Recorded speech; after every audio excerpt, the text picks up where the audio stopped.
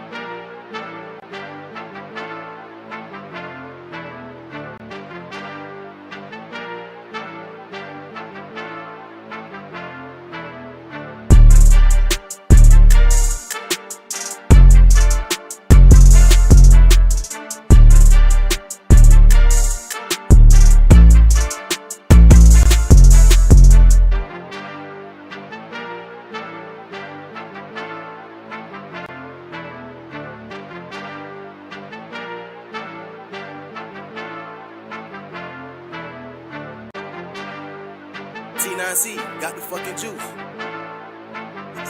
Silver's the new gold. It takes a shit scene.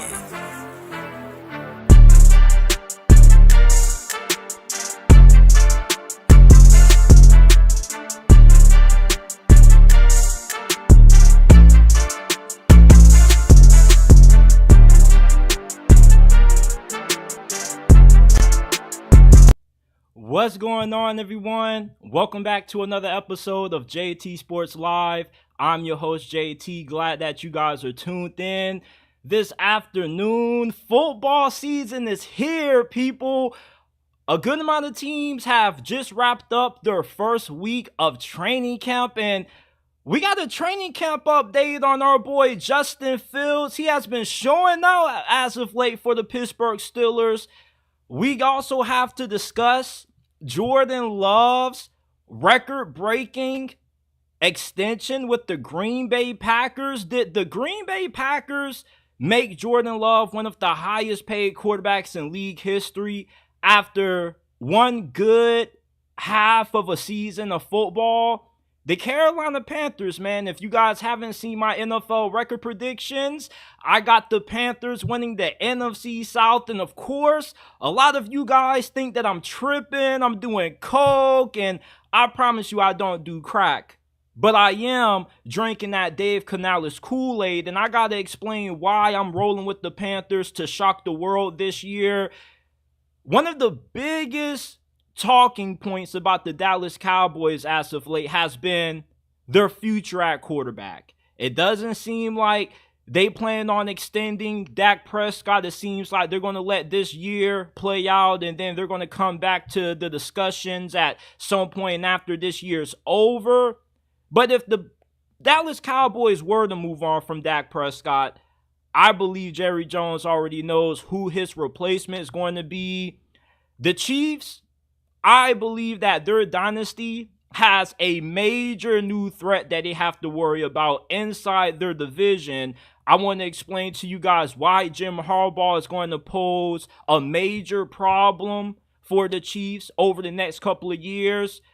moving on to college football, there's been a lot said about Deion Sanders when it comes to his approach to overhauling Colorado's roster. Will it work? Will it fail? Who's going to be college football's Cinderella team this year? Every year we always have a team that people don't think is going to be that good, and then they surprise us all. Last year it was Missouri. A few years ago, back in 2019, we had the Minnesota Gophers. Who's going to be that Cinderella story that has us all talking this upcoming college football season? And could Florida State be on upset alert going up against Georgia Tech Week 0 in Dublin, Ireland? We got a lot to talk about on this episode of JT Sports Live. Shout out to everybody that's tuned in. Shout out to my guy Kate Roan with the $4.99 donation. He says, appreciate your content, JT. So stoked for the football season and always dig the live shows. Appreciate the donation, my dude. Appreciate your support. Shout out to my guy Dubs, the money man. He says, LOL, doing coke or crack, comment section be crazy. Yeah, man, but shout out to everybody that's tuned in on YouTube. Shout out to everybody that's listening on X. Before we dive in, hit that like button, subscribe to the channel, turn on post notifications if you're watching on YouTube. Remember that we aren't just a YouTube channel. We are a podcast. Wherever you get your podcast from, the JT Sports Podcast is available on Apple, Spotify, Amazon. If you're listening on those podcasting platforms, do us a favor. Give us a 5-star review. We're trying to get to 100 5-star reviews before the season starts.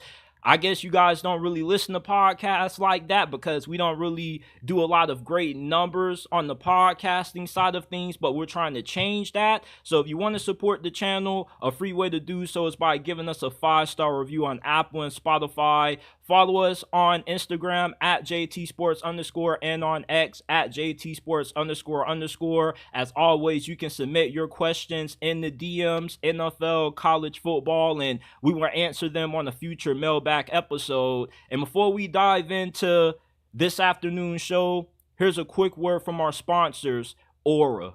In football, we all know that no quarterback can win without good protection up front. It's also important that you protect yourself from data brokers who sell your personal information online to scammers, spammers, and anybody else who may want to target you. That's why you should use Aura, today's sponsor of this episode. Aura shows which data brokers are passing away your information on the internet and automatically submits opt-out requests on your behalf. Go to aura.com/JT Sports in description or pin comment down below to get a 14-day free trial and protect your personal information from being exposed online. Cleaning up your information online not only helps reduce the amount of spam you receive, but it also protects you from hackers who could use this info to help gain access into your social media accounts, bank accounts, or other sensitive information. Go to our sponsor, aura.com/JT Sports in description or pin comment down below to gain access to your 14-day free trial and protect yourself from hackers looking to gain access into your sensitive information online.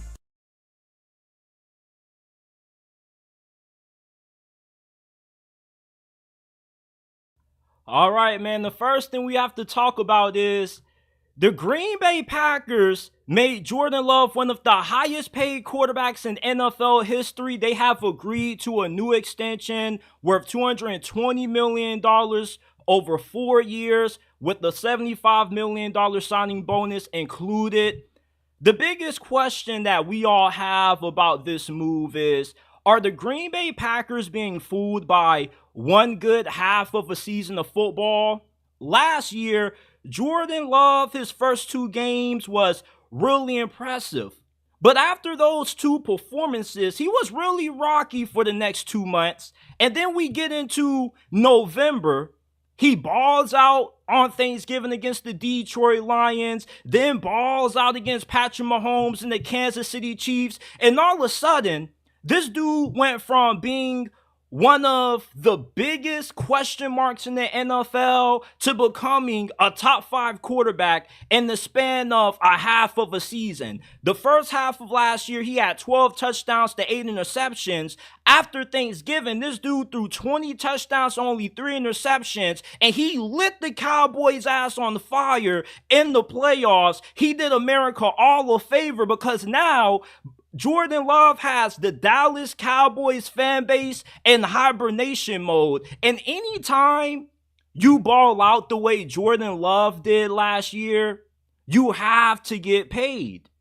You see, it's not about how you start, it's about how you finish. And the real football season starts after Thanksgiving, because after the Thanksgiving games, that's when we find out who the pretenders are versus who the actual contenders are. And that's the time of the year when the good teams start to separate themselves. And that's the time of the season where you expect your franchise quarterback to play their best football.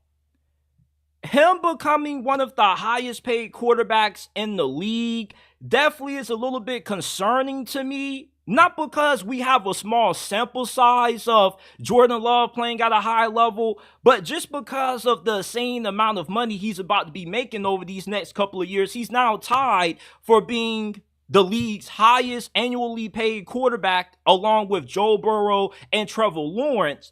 But in terms of if the Packers can trust Jordan Love to sustain the level of play that we saw the second half of last year into 2024, I don't think you have anything to worry about if you're a Cheeseheads fan.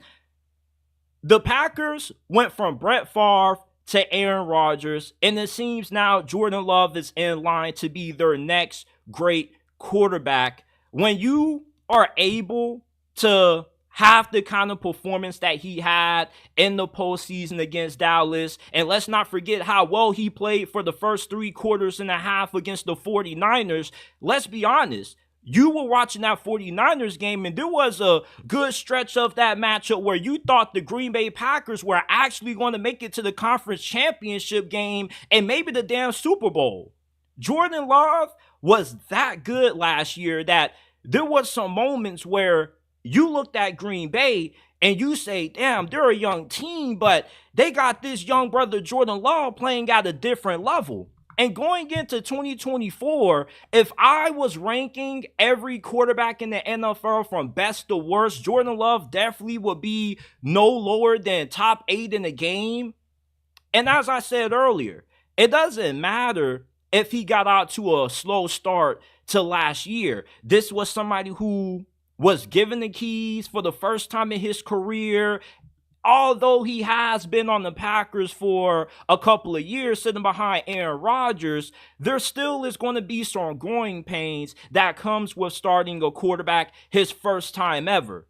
So, of course, you were going to have some ups and downs. You were going to have some good performances like we saw earlier during the year. And then there was a bad stretch of football when he struggled against the Las Vegas Raiders, the Detroit Lions. But you want to see a young quarterback improve throughout the season. And Jordan Love, if they had a most improved player award, he definitely would have won it last year, especially with how drastically better he got week after week once we got into the most important months of the NFL. I understand that every game in the NFL matters, but during the stretch from late November to early January is really when you want to be playing your best football, and that's what we saw out of Jordan Love. I don't question if the Packers are going to continue to get elite level QB play out of Jordan Love. My question now is,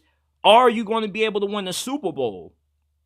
If you're going to pay Jordan Love this kind of money, he has to be able to produce another Lombardi trophy for you, like we saw early during Aaron Rodgers' career. And with how well he played throughout the postseason, you definitely feel really good about the Green Bay Packers' chances to win it all this year. They're going to have an improved defense with a new defensive coordinator. And if their defense would have played better in that playoff matchup against the 49ers, they possibly could have been in the conference championship game.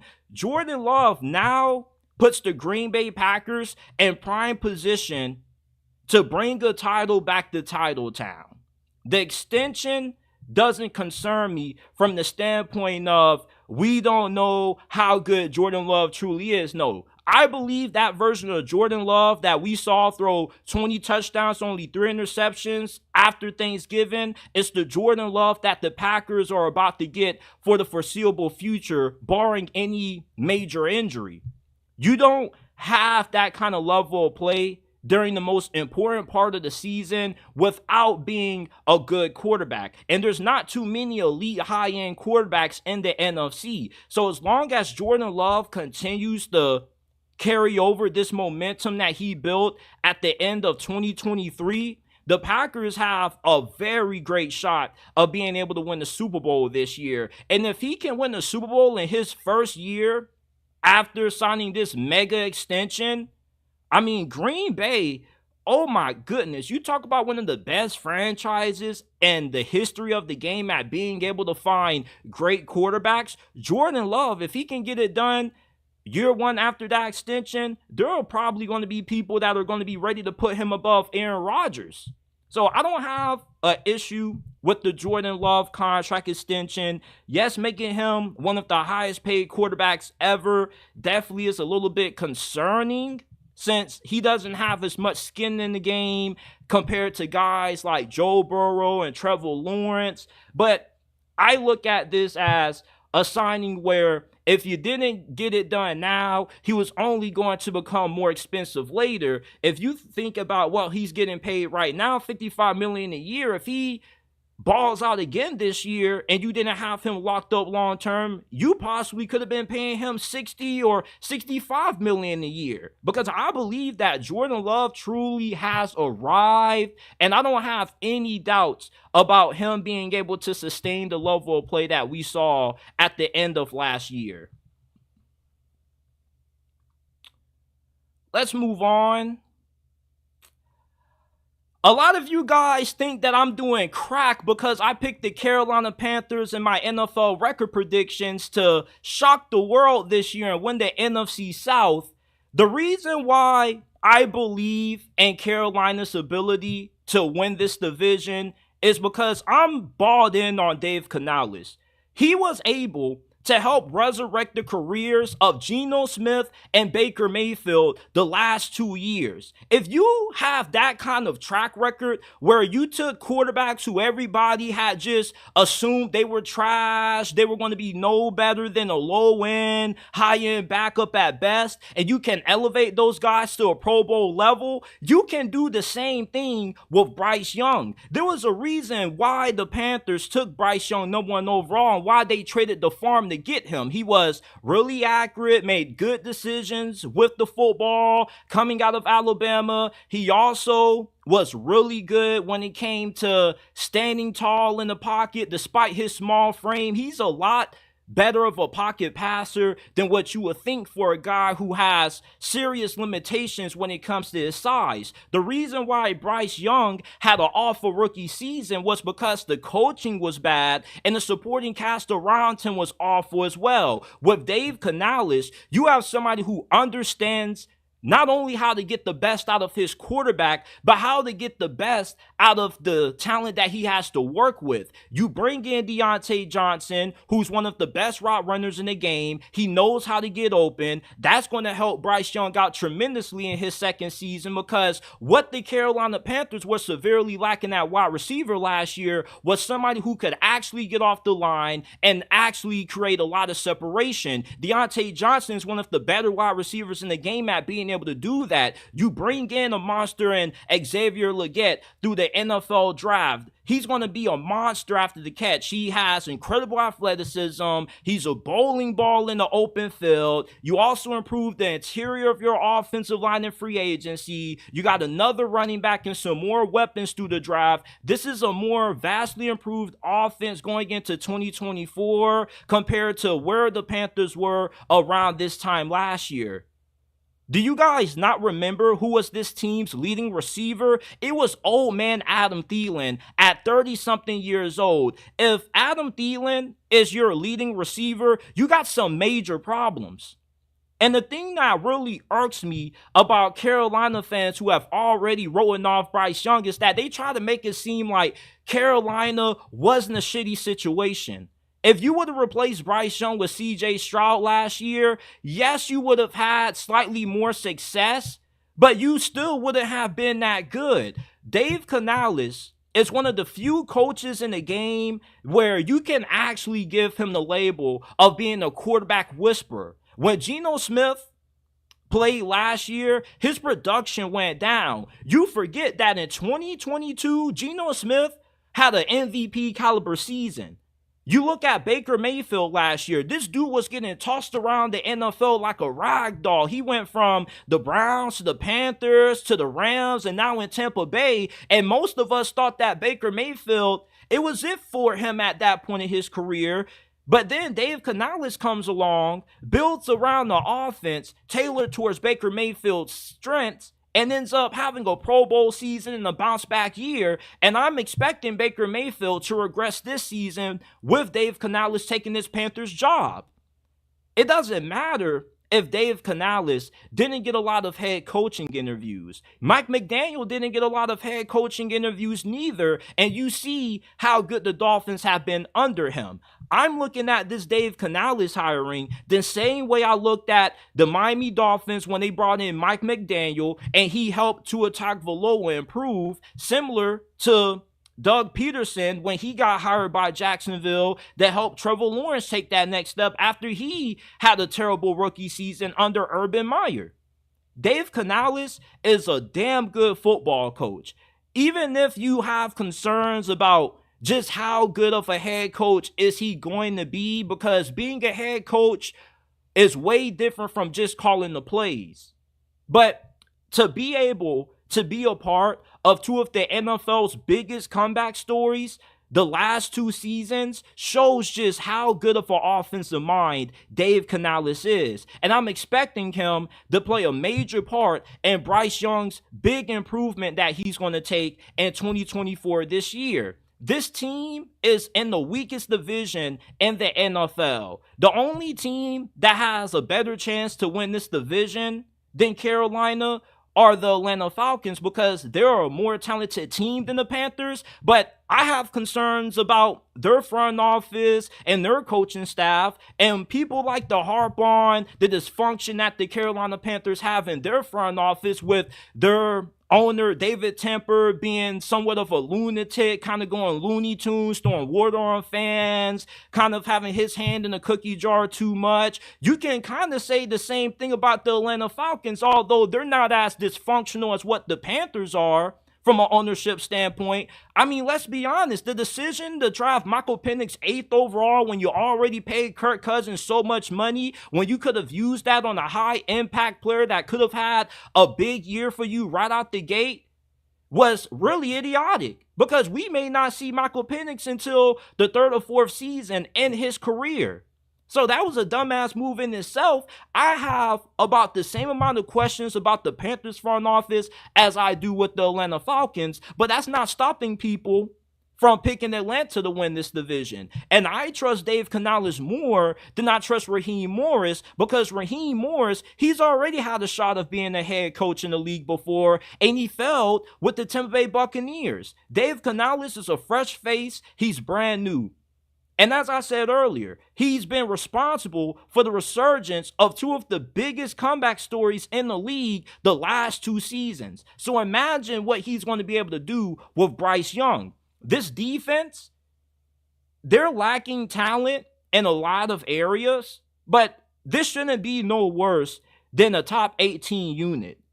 Ejiro Evero is one of the better defensive coordinators in the league, and despite him not having a lot of talent to work with how good of a defensive coordinator he is, he's going to be able to elevate the talent that they have on this side of the ball. Plus, Carolina only plays 3 teams this year that made it to the postseason in 2023. Their schedule is easy. They're in a favorable division. I don't trust Todd Bowles. You lose Dave Canales, and you have some concerns when it comes to your new offensive coordinator. The New Orleans Saints, they're in a complete disarray because their offensive line is a mess. Derek Carr is mid and regressing, and that defense also is going to regress as well. Dennis Allen just isn't a good head coach. Dave Canales is probably the only head coach that I can look at going into this division this year that I really trust. And I know it sounds a little bit absurd to say that because he hasn't proven anything as a head coach, but compare his resume to Raheem Morris, Dennis Allen, and even Todd Bowles. I trust him a lot more than I do those other coaches because those other head coaches that he's going to be matched up against this year aren't that good. This is a division that the Carolina Panthers definitely have a better chance at winning than what a lot of you guys are giving them credit for. I don't expect this to be one of the worst teams in the NFL this year. At worst, Carolina is going to be a 6-7 win team. At best, they can definitely get to 10-11 wins, given how favorable their schedule is, with the hiring of Dave Canales, somebody who's going to help elevate Bryce Young in year 2. You give him an improved supporting cast with better wide receivers, a better offensive line and rushing attack. Carolina, when Bryce Young takes that next step this year, this is going to be a playoff team this year, and they're going to be the biggest sleeper team in the National Football League.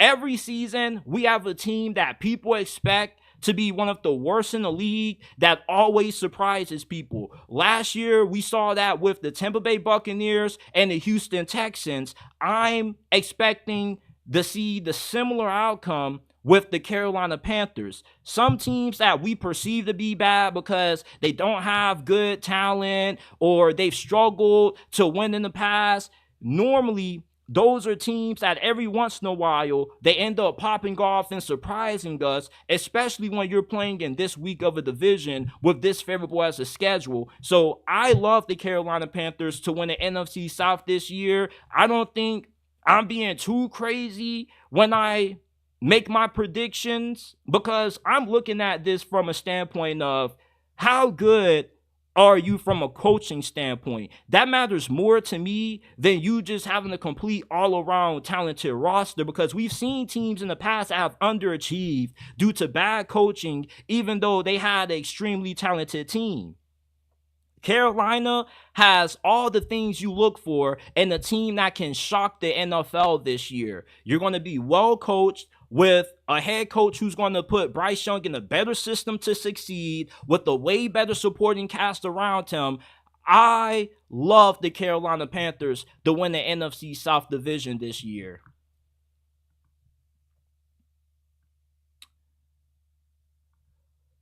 There's been a lot of talk around the future at quarterback for the Dallas Cowboys. Jerry Jones has been really cryptic when it comes to... I butchered that so bad. We got to run that back.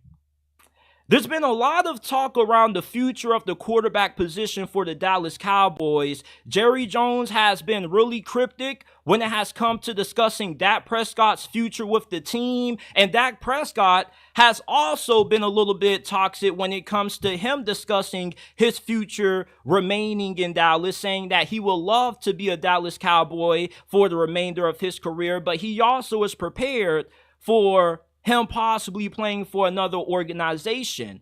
The Dallas Cowboys, to me, have every reason to move on from Dak Prescott if he doesn't get it done in the postseason this year. Jerry Jones seems like he's taking a wait-and-see approach because he doesn't think it's worth it to give Dak Prescott $60 million a year, make him the highest-paid quarterback in NFL history, just for him to continue to come up short come playoff time. If Dak Prescott and Dallas can't go far in the postseason this year, it makes a lot of sense for Dallas to just start over with a new head coach and a new quarterback.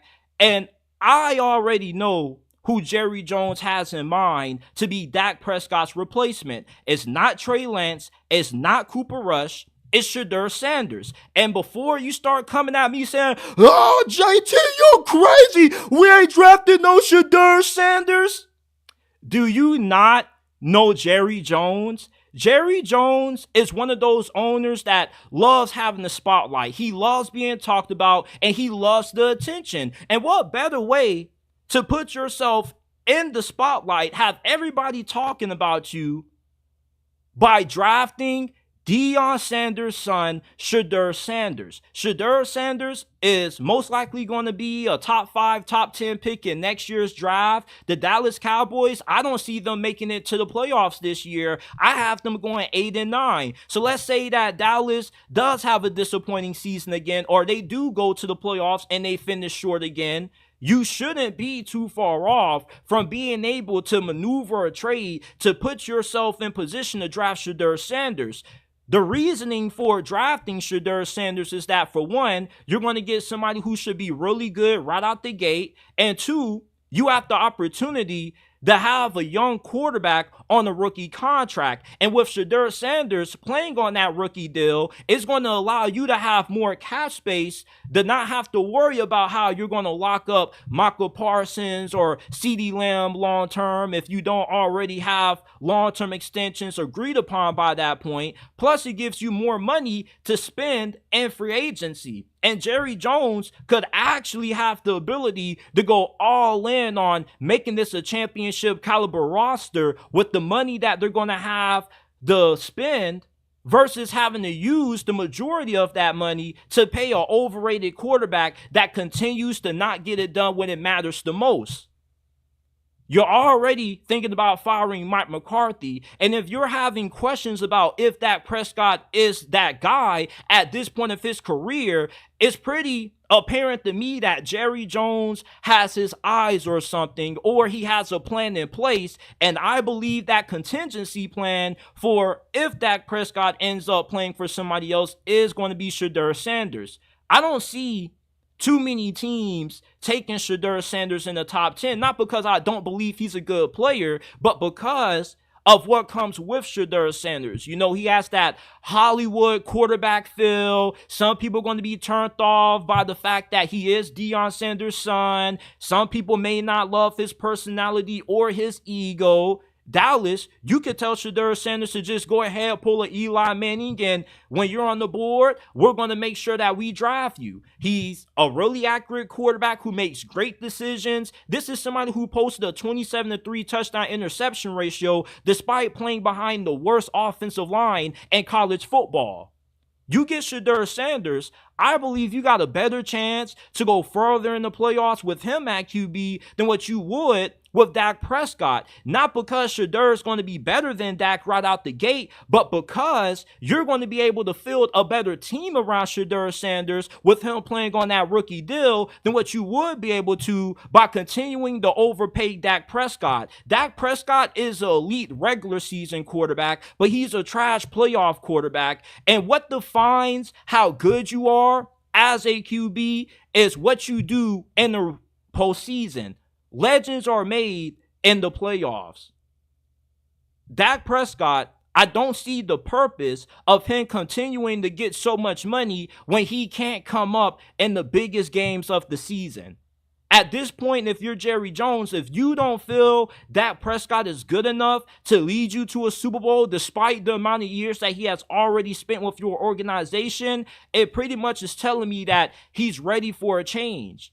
And as much as Dallas Cowboy fans defend Dak Prescott because football is a team sport, you can't put it all on him. You don't have to scream at me about that.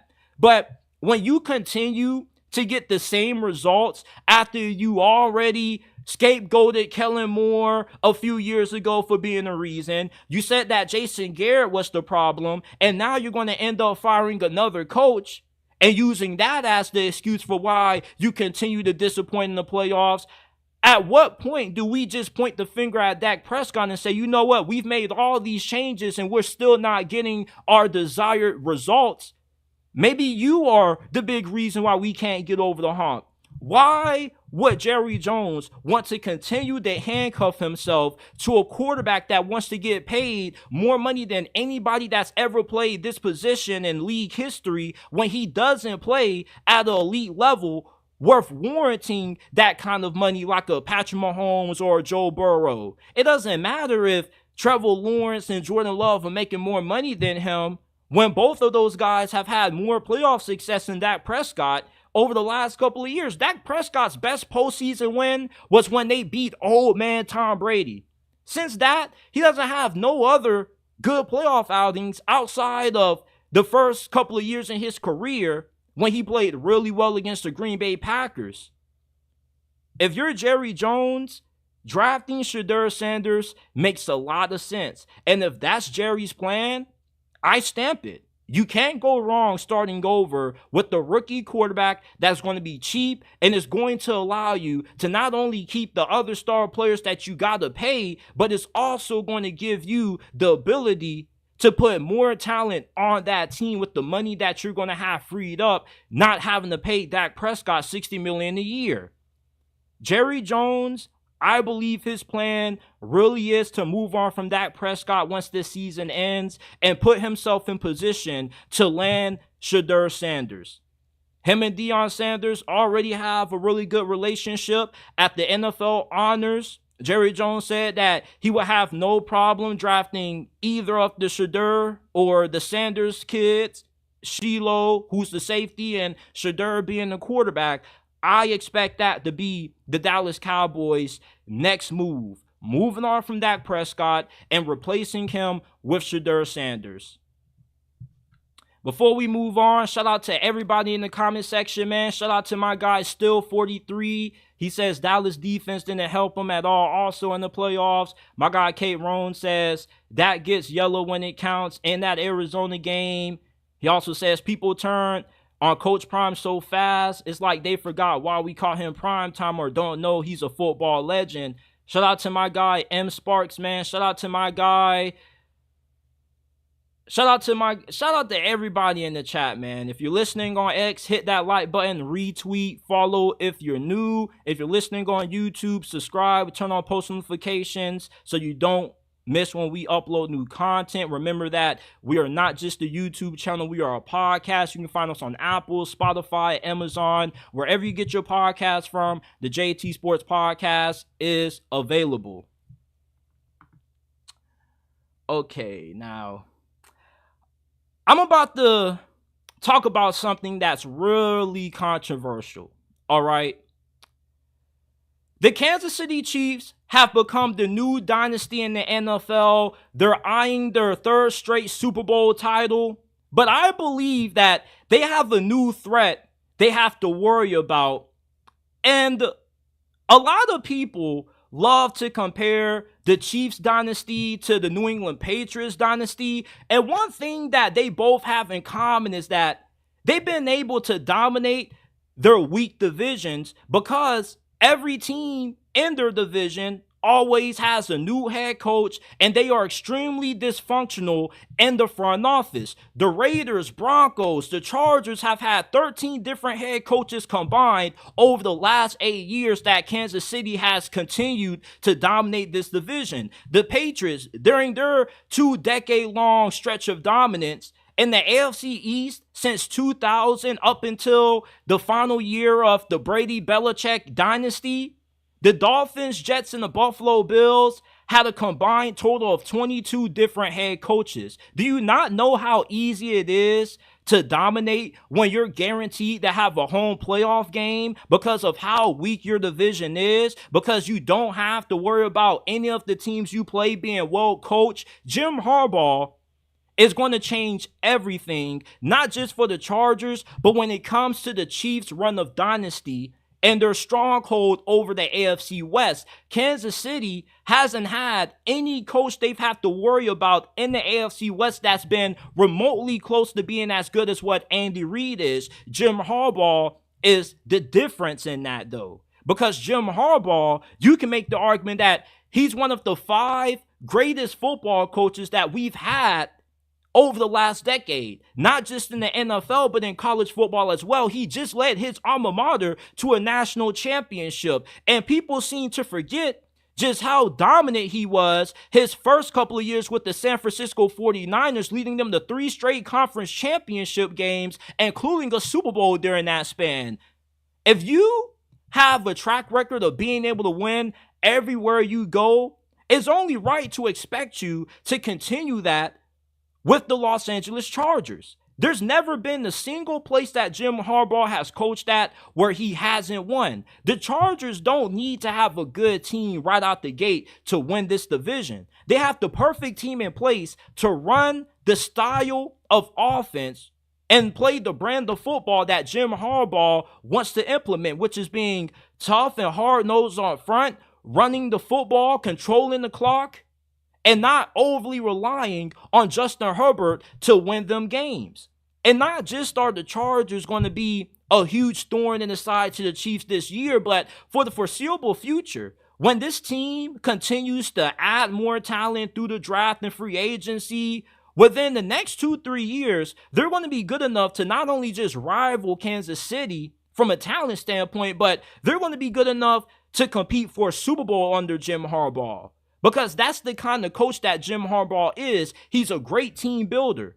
But what is going to make Jim Harbaugh so annoying and such a threat to Kansas City's dynasty is that the key to beating Patrick Mahomes is that you got to have a good defense and you got to be able to run the football to keep him off the field.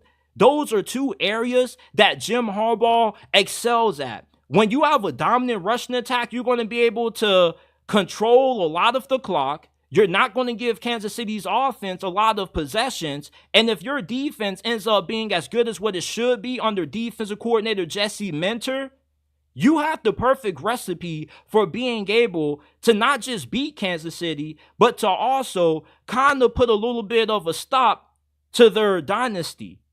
When you have a well-coached team, it's really hard to continue to get ran over in a division where Kansas City has the best quarterback and the best head coach in the league. But you see the Chargers, though, with you having a top 5, top 10 head coach in Jim Harbaugh, Justin Herbert being a top 10 quarterback, and as long as you continue to build up this roster, you're going to be able to rival Kansas City and give them a legitimate challenge. The 20 years that the Patriots had of dominance where they always won the AFC East was because the Dolphins, the Bills, and the Jets never had good coaches. They were always dysfunctional. They never were able to build anything that was good enough to give the Patriots a reason to be concerned. With the hiring of Jim Harbaugh, the Kansas City Chiefs definitely are going to have to keep their eyeballs out for what the Chargers are about to do, because sooner rather than later, the Chargers, within the year 2026, 2027, they're going to be good enough where they have a stacked team that's able to be just as good as what Kansas City is. And they're going to be able to stop Kansas City from winning this division, which is going to make their road to the playoffs a little bit harder, because then you're going to have to go on the road your next 3-4 games in the postseason to win. Now, we've seen Kansas City already somewhat do that this past playoffs when, you know, they had the wild card win in Arrowhead against Miami, but then they beat Buffalo and Baltimore on the road. But when you don't have the luxury of always being guaranteed to win your division, it makes your postseason runs a lot harder when you don't get that home field advantage throughout the playoffs. That's the kind of threat that Jim Harbaugh and the Chargers are going to pose to Kansas City, because when you take away that home field playoff game and you have to go on the road, it complicates how dominant you can continue to be. And Jim Harbaugh, is he Andy Reid? No, he's not, but he's not too far off. He just doesn't have the established resume that Andy Reid has in the NFL. But Jim Harbaugh, in terms of an overall resume based off what he's done briefly in the NFL, the first time he was with the 49ers and in college football, it's fair to say this dude is one of the best coaches that we've had in the sport. He's not just a great NFL coach. He's just a great football coach. And with him being able to win on two different levels, the NFL and college, it shows you that he knows how to adapt and tailor his philosophy. You can't win in college football or run a college football program the same way you would in the NFL. There are two different kinds of operations. They require two different styles of coaching. In college football, you have to be a little bit more player-centric. You have to be a little bit more adaptable in a sense. But in the NFL, though, you can be a little bit more of a disciplinarian because these coaches are a lot older. There's a certain level of maturity that comes with age when you're coaching in the NFL. You don't have to worry about as many off-the-field problems as you would college students. Jim Harbaugh, man, he is somebody who is going to come in and be a big disruptor to what Kansas City has started to become. We seem to forget that New England, it was so easy for them because they had, 6 guaranteed wins every time they played a team inside their division. There was only a few years where New England actually had some real competition for that division, and those were the early 2010s with Rex Ryan when they went to the AFC Championship 2 straight years in a row, and then after that, they fell off the cliff. You got an elite quarterback in Justin Herbert. You got an elite head coach in Jim Harbaugh, and Jim Harbaugh knows how to win. He is going to succeed, and when he does, it's not going to be as easy for Kansas City as it has been over these last 8 years. Let's segue to college football. There's been a lot of skepticism around how successful Deion Sanders' tenure in Colorado is going to work out because he's taken an untraditional approach to overhauling Colorado's roster, which is just saying we're not about to build this thing up through recruiting. We're going to build this thing up by finding guys who are good enough to have immediate impact via the transfer portal. And he has brought in 2 insanely large transfer classes the last couple of years. And in recruiting, yeah, he hasn't had good recruiting classes, but he has found a few guys who are highly talented, such as Jordan Seaton, who can come in and produce at a high level right away as a true freshman. Deion Sanders is going to change college football after how successful Colorado is going to be this year, because he's going to show everybody that, hey, you don't have to take this approach anymore in the new era of college football that's ran by NIL and the transfer portal. He's taking a similar approach to how you would build an NFL team. And how would you go about constructing an NFL team? Well, you sign guys in free agency, you draft guys via the draft, and you're not looking for guys who you can develop over the next 3 to 4 years who can come in, who can become high-end starters for you. You're looking for guys who can come in and be high-end starters for you right away. That's the approach that Deion is taking, and it's a good approach to have because in today's age of college football, you don't have 4 to 5 years anymore to turn around a program. Prime example, look at all of the pressure that Billy Napier has on him going into this year. He's in his 3rd year at Florida. Deion Sanders is trying to win as fast as possible. You see, what people fail to realize about the transfer portal is that it may be difficult to build a good locker room and a good culture when you got a bunch of guys who you get from the portal who don't really have any blood, sweat, and tears with your program.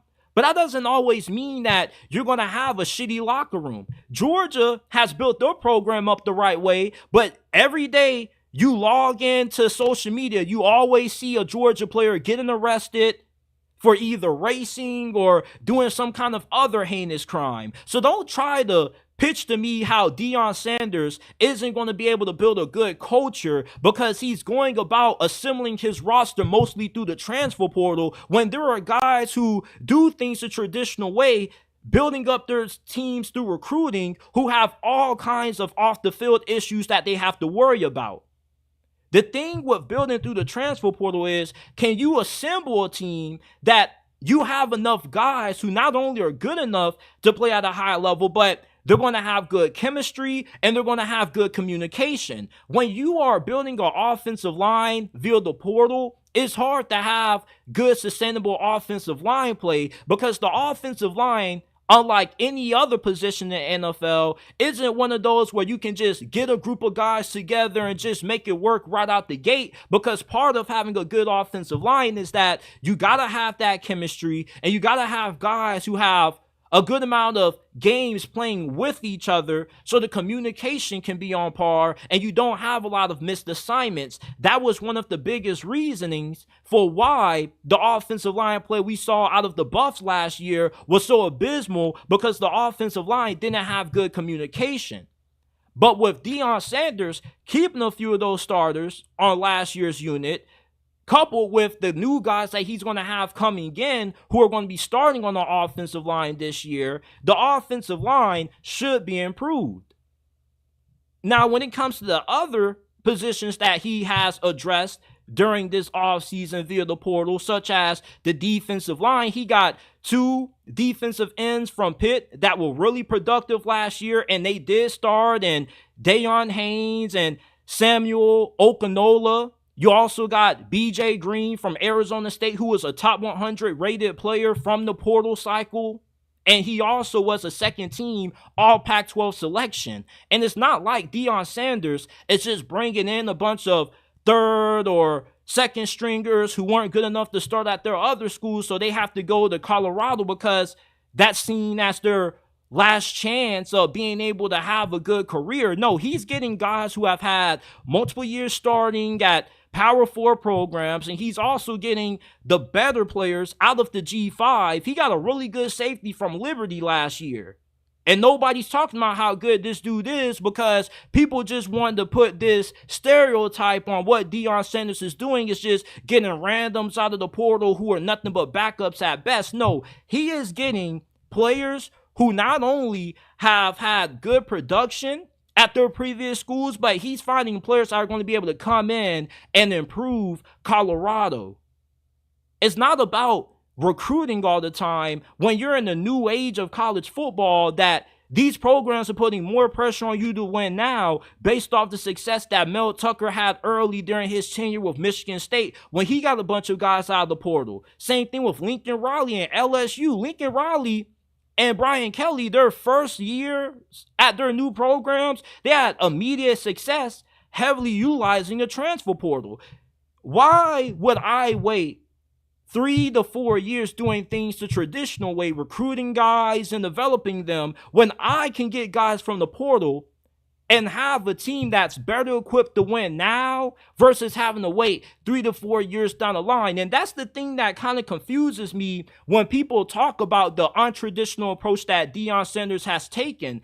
You keep saying how he needs to recruit, but what recruits is he realistically going to be able to bring in?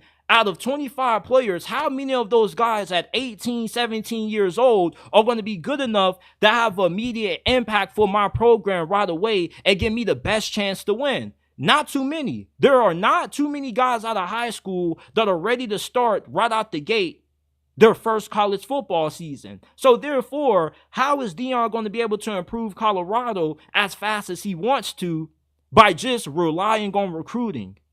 I get that you got to have somewhat of some balance, but the transfer portal is a really good opportunity to improve your roster fast, and then you can worry about putting more time into recruiting later down the road. I believe that the NFL approach Deion Sanders is taking is going to work.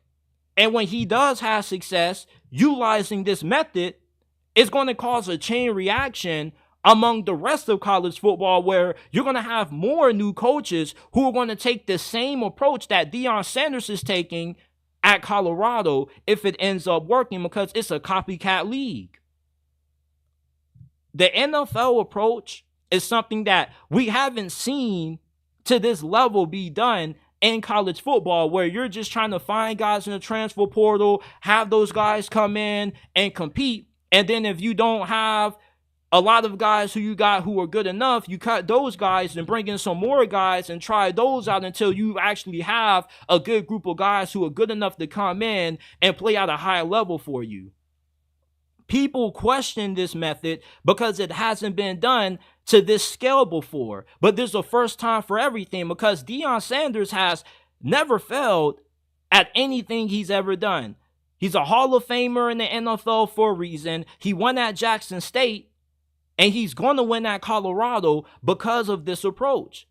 And I think that the way he's going about overhauling and rebuilding Colorado is going to be the new president or the new precedent for how other coaches are going to go about overhauling or rebuilding their programs, because you don't have forever to win in today's college football. At best, you got about 3 years, maybe 4 years max if you show some improvement. For Deion Sanders, he doesn't have time for all that. And you can still develop guys from the transfer portal. Let's say you do get a couple of guys who you whiff on who aren't good enough to play at a high level for you right away. That doesn't mean that they never will be able to. You can take a couple of these transfer guys and develop them for the next couple of years, similar to what Florida State did with Johnny Wilson and Jordan Travis. But there's more to building a roster than just recruiting guys out of high school. I trust in what Deion Sanders is building. We seem to forget that they were 4-8 last year, but there were a good amount of one-possession games that they lost that if the ball would have bounced in a different direction, they would have won those games. They choked a 29-point lead against Stanford. They were up 10 points before they imploded against Arizona, who won 10 games under Jet Fish last year. There was way more positives to take out of Coach Prime's first season at Colorado than there were negative. It's just that people have a hard time taking everything into perspective when it comes to talking about Deion Sanders and how he runs his program. Because let's just be honest, there's a lot of people out there that love Coach Prime, and there's a lot of people that just hate this guy's guts just to hate on him. I ask people every day, why do you not believe in Colorado? They say, I don't like Deion Sanders. I don't know why so many people just don't like Deion Sanders. Maybe it's because he's arrogant, cocky, and boastful, but backs it up. And now people are trying to use this opportunity where they don't believe he's going to be able to win to finally be able to shit power on Deion Sanders. But I don't think you're going to get that kind of glory, my people.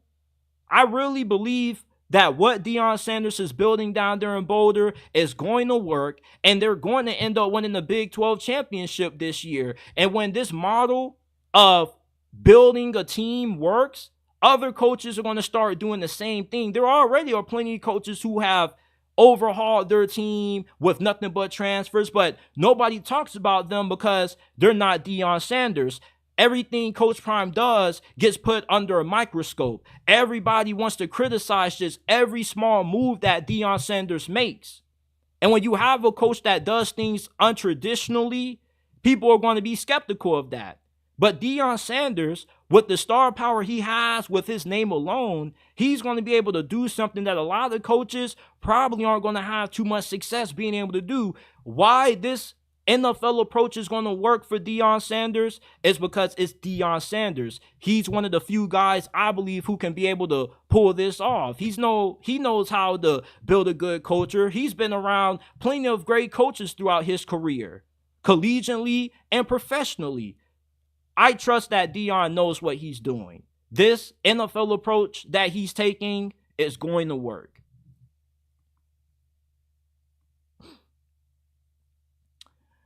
Every year, college football has a Cinderella team, a team that is perceived to be middle of the pack to below average, that ends up exceeding expectations and having a double-digit winning season. Last year, that team was Missouri. Who's going to be that team in 2024? I'm picking this year's Cinderella team in college football to be Kentucky football. And that may sound a little bit outrageous, considering the fact that Kentucky plays in the toughest conference in college football and they don't have an easy schedule. But when you look at Kentucky's roster, they have everything that you need to compete for a 12 seed or 11 seed in the new expanded college football playoffs. They're going to have really good trench play with their offensive line returning a lot of experience and their defensive line returning a lot of experience as well. You have a really good group of wide receivers and Dane Key, Barry Brown, one of the more underrated wide receiver duos in this conference. If Brock Vandagriff ends up panning out and he plays up to his potential, Kentucky is definitely good enough to win 9, maybe 10 games. And what you have to remember about Kentucky football under Mark Stoops is that they don't recruit at as high as a level as what the other elite tier programs in the SEC do. Kentucky is one of those teams that they bring in these 4 3-star guys and they develop them for 2-3 years. And then once those guys mostly become juniors or seniors, that's when they end up popping off and having a 9-10 win season. They're not a consistent program when it comes to sustaining having a 9-10 win ceiling every year. But they are one of those programs that every once in a while, they end up having an experienced team with a lot of talent and good quarterback play, and they end up winning 10 games. Remember, not too long ago, in 2021, I believe, they had a 10-win season with Will Levis. And then things dropped off once Will Levis left for the NFL. They lost their offensive coordinator, and they brought in the quarterback they had last year, and Devin Leary. He was a major disappointment. But Kentucky is one of those teams that they've adopted utilizing the transfer portal to find who's going to be their answer at quarterback. And sometimes they've hit, sometimes they've missed, but if they end up hitting on Brock Vandagriff and he reaches his potential, this is a really scary team. They automatically are going to have about 5-6 wins just because you're going to have easy wins against your out-of-conference opponents in Murray State, the Ohio Bobcats, and Southern Miss. And Vanderbilt, Florida, South Carolina, Auburn, I would chalk those up as W's for Kentucky as well. So now at this point, you're up to 7-8 wins. Where are the other couple of wins going to come from? I can definitely see you pulling up an upset against Texas on the road or maybe Tennessee, because everybody says to win in the SEC, you got to have elite trench play. And that's what Kentucky's going to have. Kentucky on their defensive line, there were about 2-3 guys on that unit who are going to be playing on Sundays. Their secondary is inexperienced, but they have the most talented secondary that they've ever recruited. A lot of those guys, yeah, they lack proven reps, and they don't have, the in-game production that you would like out of a team that you expect to make it to the 12-team playoffs. But these are some of the more highly touted guys that they've recruited in program history that they're going to have back there in their secondary. And they also are really athletic. Kentucky doesn't have too many areas of weakness that I look at and say, yeah, they don't have a shot at beating Texas on the road. They're really good up front. And when you're really good up front, there's not too many games that you don't have a shot at being able to win. There are a lot of SEC teams this year that have concerns on their O-lines and D-lines. Kentucky isn't one of them. And if Brock Vandagriff can give you high-level quarterback play similar to what you got out of Will Levis a few years ago, I definitely can see this being one of those teams that, like Missouri last year, can surprise everybody, get to 9-10 wins, and sneak into the college football playoffs and be under the radar in the process, because everybody's going to be focused on the top teams, but people are going to overlook Kentucky because they're not going to start catching people's attention until late in the season when everybody's like, damn, Kentucky is 8-1, 9-1, 9-2. They got a shot at getting into the college football playoffs. The college football playoffs expanding was the best thing to ever happen to Mark Stoops, because programs like Kentucky occasionally are good enough to get into the college football playoffs. It's just that they haven't been given the opportunity because the margin of error was so small. Now the margin of error is a little bit wider, where Kentucky can have 2 losses and still get in just off the strength of how good the SEC always is. Even if you do have 2 losses to, let's say, Texas or Florida, if you could beat Tennessee on the road, beat Louisville, find a way to upset Georgia at home, that's a strong enough resume for Kentucky to be a playoff team. They're going to have a good defense. Their offense has the capability to be really dynamic and explosive as long as Brock Vandagriff takes that next step, which I believe that he is. They got a new offensive coordinator that they hired from Boise State.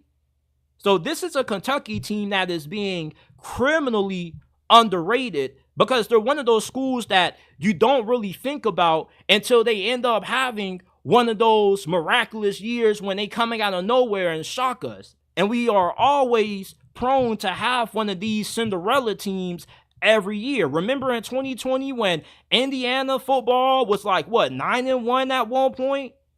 And what happened after that? Remember the Minnesota Gophers in 2019 when they had that big Cinderella season? Every year we get one of these Cinderella stories, and I believe in 2024 that big Cinderella team in college football this year is going to be the Kentucky Wildcats. Okay, now before we move on to this last segment, I just want to say shout out to everybody in the chat. Shout out to my guy M Sparks. Shout out to my guy Kate Roan.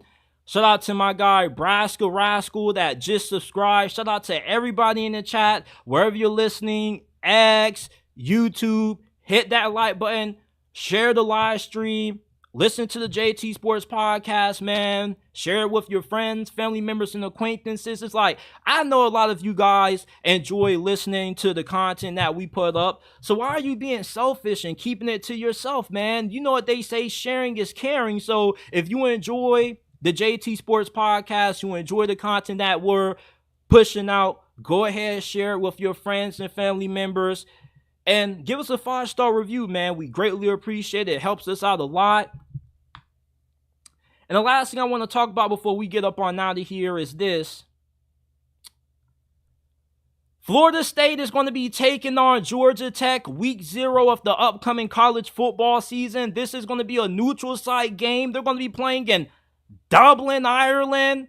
FSU currently is a 13-point favorite going into this matchup, but I've seen a few people on Instagram and X say that Florida State could be on the upset watch for this matchup. So I want to give my early thoughts on this game and talk about Georgia Tech's chances of pulling off this upset. Now, they entered their second season under Brent Key, and they had a really good 2023 campaign. They went 7-6. They returned 83% of their offensive production from last year, including quarterback Haynes King, who accounted for 37 total touchdowns, 27 through the air, 10 on the ground. They also get back their 2 top receivers and their leading rusher from last year, and they got 3 starters on the offensive line returning as well. And they got a new staff on defense. The biggest thing for Georgia Tech in this game, if they're going to pull off the upset, is that, for one, you need Haynes King to play mistake-free football. You're not going to beat Florida State with him throwing 2-3 interceptions. Last year, he had 16 interceptions, which was a main reason why their defense kind of struggled. Now, their defense wasn't good at doing anything. They weren't good against the pass. They weren't good against the run. As a matter of fact, this was probably the worst defense in the ACC last year, and one of the worst in college football.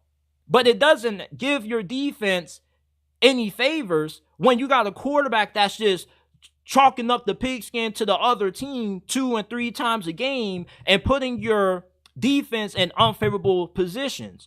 Georgia Tech, you can't afford to have any turnovers against Florida State, with this being the more superior team from a talent standpoint. And defensively, Florida State's defense is going to be really good. They are still going to have a really good defensive line that's going to be still really productive at getting pressure on the quarterback. You got Fentrell Cephas returning at cornerback, so your secondary is still going to be good. You bring back DJ Lundy at linebacker. This is still going to be a highly productive defense that Florida State is going to have, and that's going to make things really hard on Georgia Tech to win this game, with this being more of a offensive-centric team.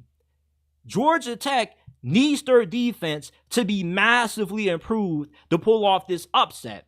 Now, the good thing is that you're not going up against a good quarterback. DJ Uiagalelei is really overrated. Too many people judge this dude based off the stats without actually watching the games. Anytime he has played against a top 25 team his last 2 years at Clemson and Oregon State, He has struggled to complete over 60% of his passes in these games. He's turnover prone, doesn't make good decisions with the football. Florida State, you want to put them in a situation where they can't have success running the ball, and they have to overly rely on DJU to win the game with his arm, because then you're going to have the opportunity to come away with takeaways, which you were 11th in the nation at doing last year, and that was the only reason your defense was able to get the amount of stops that they were able to get last year. So if your defense can remain being good at forcing takeaways, and you put Florida State in a game where they got to be one-dimensional on offense,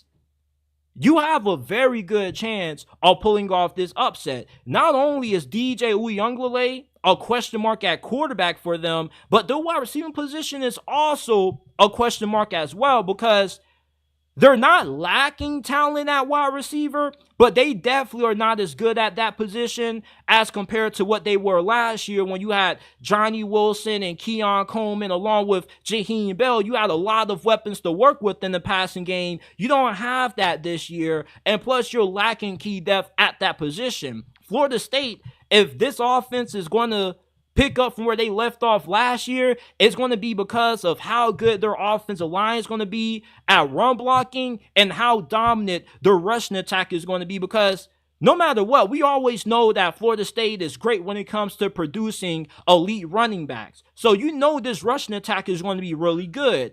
And if you're Georgia Tech, the only chance you have at winning this game is by limiting how effective Florida State is going to be running the football, and put them in a game where they have to rely on DJU to put the ball in the air around 27, 30 plus times in this ball game, because that increases your chances of getting those turnovers, giving your offense a short field, and being able to capitalize off that.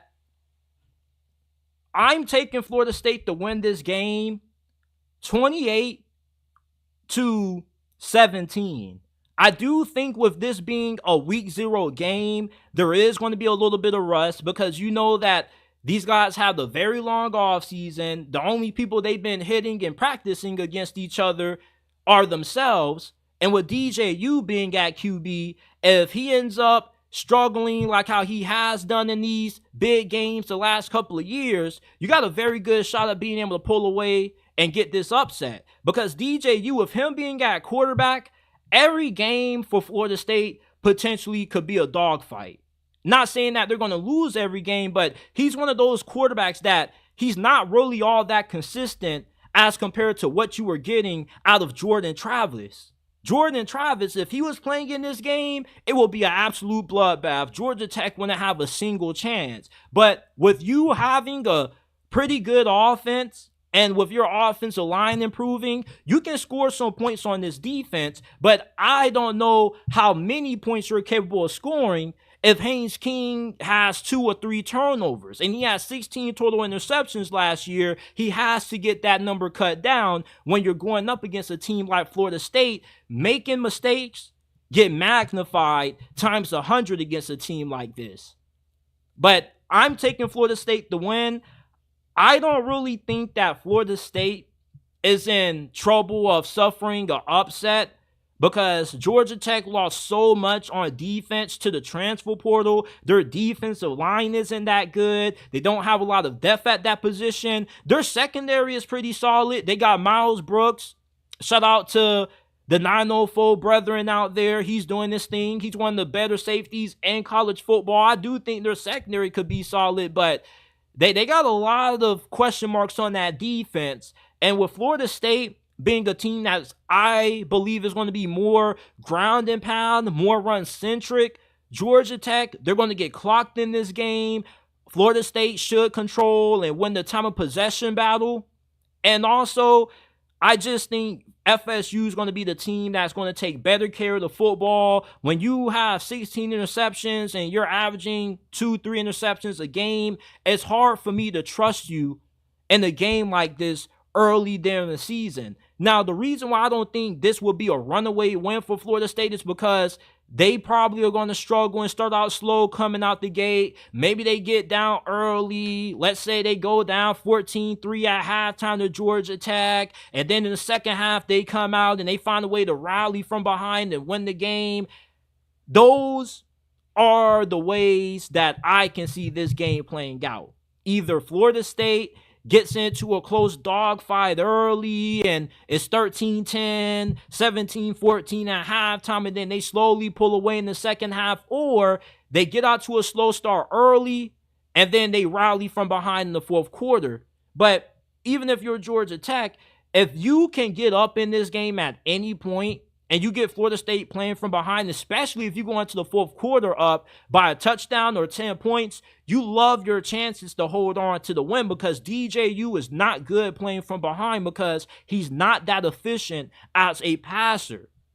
Florida State really doesn't have the kind of team that's built to get into these high-scoring matchups, or that's built to win by having to overly rely on the passing attack to compensate for the lack of production on the run game. This is a team that is only going to go as far as what this rushing attack can take them, and asking DJU to just do enough. They're asking DJU not to lose them the game, and they don't want to have the ball in his hands too often. But Georgia Tech, if they can find a way to shut down that run game, have DJU slinging the pinskin 27 plus times, they definitely have a good chance to pull off this upset. But I don't think that Georgia Tech has it up front on their defensive line, and I don't think their defense is good enough to make Florida State the one-dimensional team that you have to make them if you want to knock off the nose this year. So that's why I don't really think Florida State is going to be too concerned when it comes to suffering the early season upset bug.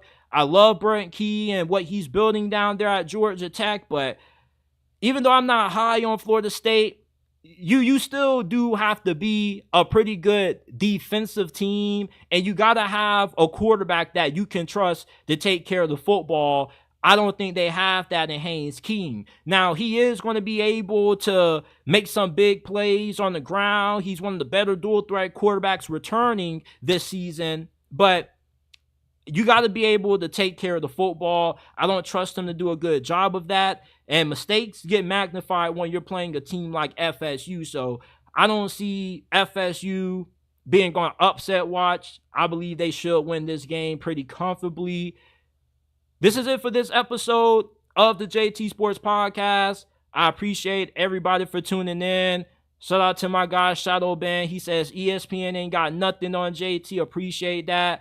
Shout out to M Sparks. Shout out to my guy, Kate Rome, man. Shout out to everybody that's been tuned in to the live streams the last couple of weeks, man. And I really believe that I've been making some of my best content that I've ever made on here. It's like after every show I do, I always ask myself, like, man, was this a good show? Like, I don't think I did a good enough job. And then I end up listening to it later on during the afternoon. I'm like, like, this was a pretty good damn take. And my last couple of episodes have been really on fire. This was another good one. And I'm glad that all of you guys tuned in. And I will see you guys shortly with another episode of the JT Sports Podcast. Before you get up on out of here, do not leave without checking out the JT Sports Podcast. Make sure you subscribe to that thing. You give us a 5-star review. If you love the content and you want to support us, all you got to do is give us a 5-star review. Type in JT Sports on any podcasting platform that you use, and it will pop up. Or you can go down to the link in the description, and there will be the links to the Apple and Spotify versions of the podcast. If you need a reason to sneak through your girlfriend's phone, you having some questions about her loyalty, be like, hey, babe, can I see your phone real quick? And when she start getting on the fence, like, what you need to see my phone for? I ain't hiding nothing. Just be like, just chill, baby, chill. Like, I just want to give my guy JT Sports Podcast a 5-star review. That's all I want to do. And then when she says, well, okay, you feel me? You got a few seconds in there to be a little bit sneaky, go through the messages, go through the DMs, making sure she ain't talking to nobody she has no business talking to. So, use the opportunity to give us a 5-star review, kind of check in on that. You feel me? And also share the JT Sports Podcast. Share this channel with your friends, family members, and acquaintances, man. You know what they say, sharing is caring. And, you don't want to keep a good thing all to yourself, man. And we need the word of JT Sports, spread it out to as many people as possible. So let your friends know how good this podcast is and how good the content is. But this is it for this episode. I do expect to be on probably tomorrow because I want to talk about a lot of training camp stuff. So if we go live tomorrow's just strictly going to be dictated or dedicated to talking about all of the latest training camp news and rumors and updates and whatnot. So that's what you can expect tomorrow. I plan on talking a little bit about the Hall of Fame game as well because Caleb Williams is making his debut. Like, football is back, people. Football is back. How can you not be excited, man? We've waited 6-7 months. No football, having to play college football 25, having to watch the UFL. It's football season, people. I need y'all to get y'all game faces on, get y'all helmets and shoulder pads ready, and buckle up for this season, man, because we have a lot of big things in store. But I appreciate you guys.